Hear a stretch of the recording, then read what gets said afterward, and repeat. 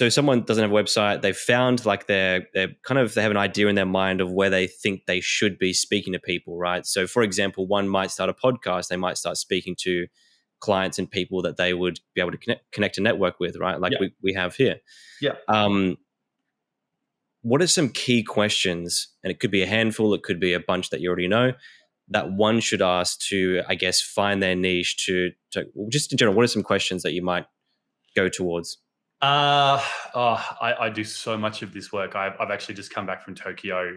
The first thing that I want to tell everybody that's listening to this is that the niche problem never finishes, right? Progress, not perfection. It's always evolving. I coached a guy in Tokyo who's doing 30 mil a year on niche.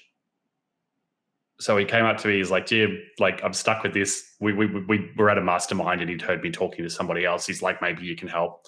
And he wanted doing 30 mil a year and he wanted to have a chat about niche. Cool. So team, it never goes away. The biggest thing I think for people that I work with that you need to understand is that you're a business, not a charity. So you need to have a niche that makes you money. And then if you've got a passion niche, like if you want to, when I first started, I wanted to support people going through drug addiction. That was my thing because of my background. Problem with that was that my clients were too busy spending money on drugs. They didn't have money to spend on coaching, right? So that became a passion project. So that's the first thing is the niche that you're looking at, are they actually going to make money? Can you actually find them? I think is the biggest one. So is it really easy to identify where they hang out, how you can talk to them, how you can reach out to them?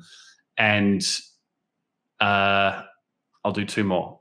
Are you actually going to enjoy working with them every day? Probably the other one. I'll give you an example. I met an amazing guy in the US that I was working with in Level Up, and he wanted to help people going through divorce. Worked on it for ages, got everything set up, started working with clients, and he's like, Jim, I've got to change because I've actually realized I don't want to have to revisit my divorce every single day.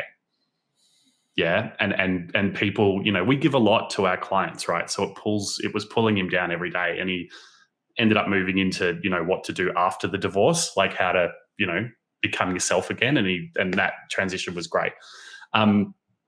The final thing that you need to ask is, which we touched on it before, is what do they think they need? I think this is a big gap that people do with their marketing. They go, right, I'm the coach, I'm the expert, I know what you need, so this is what I'm going to market to you. I see it all the time with people that train in NLP, so neuro-linguistic programming, one of the tools. All they want to sell is NLP because they know how amazing it is, but their clients have no idea what it is, and they don't know that it can help. So the most crucial question that you need to ask yourself is, what do my clients think they need? And that's what you sell. You give them whatever you need to give them once they purchase, but you're selling what they think they need to get them to the program. So you mean more specifically around the wording of what it is? So let's say, for example, you're a neuro-linguistic program expert, hypnotherapy, all these things, rather than saying, oh, like, look at these flashy things that I do. It's like, we help people move through addiction in 10 days or something like that. Is it creating offering? Is that what you're referring to more specifically? Tools and resources is one example. So don't sell the stuff that only you understand. So language is a big part of it. But the website thing is a perfect example, right? People buy our program because they want to build a website. And I go, hey, we'll give you this for free, right? It'd normally cost you $7,000 from a web developer to build your website. I'm going to throw this in if you join the program.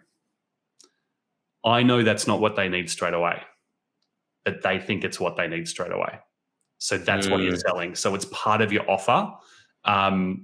And I'm not saying give them stuff that they aren't going to utilize. Like, obviously people, the coaches that we work with do eventually end up needing a website when they're making 10, 20K a month, right?